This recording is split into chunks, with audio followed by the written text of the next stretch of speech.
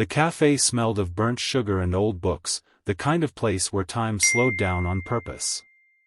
Aisha sat at a small wooden table near the window, fingers wrapped around a cup of tea she hadn't touched yet. She wasn't nervous about the blind date itself. What unsettled her was the reason she had agreed to it at all. Her cousin Sana had insisted. Just meet him once, she had said. He's simple. Honest. Not rich, but decent. Aisha had smiled politely then, but deep down she already knew how the evening might go. She had been on enough blind dates to recognize the pattern: awkward conversation, polite smiles, and the unspoken evaluation of worth, jobs, clothes, cars, futures. Kindness rarely made the list. When the bell above the cafe door rang, Aisha looked up. A man stepped inside, hesitating as if unsure whether he belonged there. His clothes were clean but worn, a little too big at the shoulders. His shoes had been polished carefully, yet the leather was cracked with age. He held a small paper with her name written on it. He scanned the room, spotted her, and smiled with visible relief. "Assalamu alaikum," he said softly, approaching her table. "You must be Aisha." "Wa alaikum salam," she replied, standing up slightly out of courtesy. "You're Farhan," he said, pulling out the chair across from her. "Thank you for coming." His voice was calm, unpretentious. No forced confidence. No practiced charm. That alone surprised her. They ordered tea. For a few minutes, the conversation stayed safe: weather, traffic, the cafe itself. Farhan listened more than he spoke, nodding gently, asking questions that showed he was actually paying attention. "So, what do you do?" Aisha finally asked, bracing herself. "I work," he said simply, then smiled as if realizing how vague that sounded. "I manage things.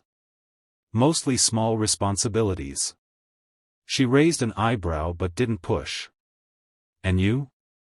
"I teach at a private school," she replied. "English literature." "That's beautiful," he said without hesitation. Words shape people. No one had ever said that to her about her job. Usually, people asked how much she earned. As the evening went on, Aisha noticed small things. When the waiter accidentally spilled water near their table, Farhan helped clean it up before the man could even apologize. When a beggar child passed by the window, Farhan quietly placed some money outside after checking with the owner. He didn't talk about himself much. When he did, there was no bitterness, no envy. Just acceptance. Still, Aisha couldn't ignore the difference between them. She came from a comfortable background. Not rich, but stable. Farhan clearly struggled. When the bill arrived, he reached for it immediately, though she noticed a brief flicker of calculation in his eyes. "I can split," she offered. "No," he said gently but firmly. "Please. Let me." She let him, though it made her uncomfortable. Not because she doubted his ability, but because she sensed the effort behind the gesture. When they stepped outside, the air had cooled.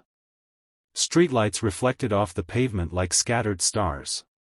"Thank you for tonight," Farhan said. "I know blind dates can be strange." "They can," she agreed. "But this one wasn't." He smiled, almost shyly.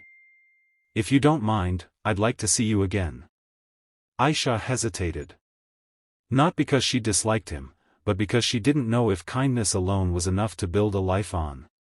Society had taught her to think practically. "Let's see," she said honestly. "I'd like that." Over the next few weeks, they met often. Sometimes at cafes, sometimes walking through parks. Farhan never suggested expensive places. He talked about ideas, books, people. He asked her about her students, remembered their names, their struggles. One evening, Aisha mentioned how her father was ill and she needed to miss work to take him to the hospital. The next morning, Farhan was there, waiting outside her house with a rickshaw already arranged. "I thought you might need help," he said simply. He stayed the whole day, sitting quietly in hospital corridors, buying tea for her mother, holding doors open for strangers who needed it. No complaints. No expectations. Something shifted in Aisha that day. Yet doubts still lingered. Her family began asking questions. What does he do exactly? Can he provide? Have you seen his house? She hadn't. Farhan never invited her over. He said he shared a small place with a relative, that it wasn't suitable. One night, unable to hold it in anymore, Aisha asked him directly. "Farhan, do you ever feel insecure? About money?" He looked at her for a long moment, then smiled faintly. "I feel responsible." There's a difference. She didn't fully understand, but she respected the answer. When he proposed, it wasn't with a ring or a restaurant. It was during a walk at sunset. "I don't have luxury to offer," he said quietly. "But I promise honesty, respect, and a life where you'll never feel alone." Aisha thought of his patience, his gentleness, the way he treated everyone as equal.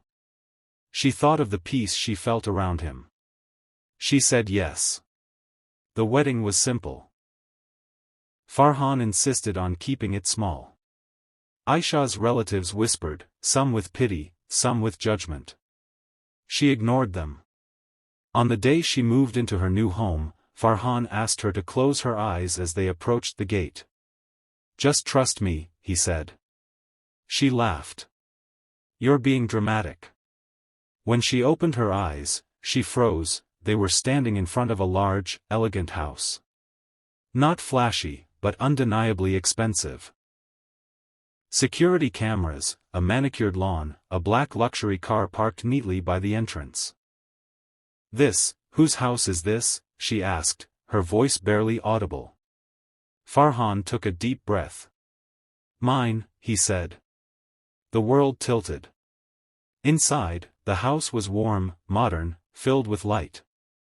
Staff greeted Farhan respectfully. One of them addressed him as, "Sir." Aisha's heart pounded. "Farhan, what is going on?"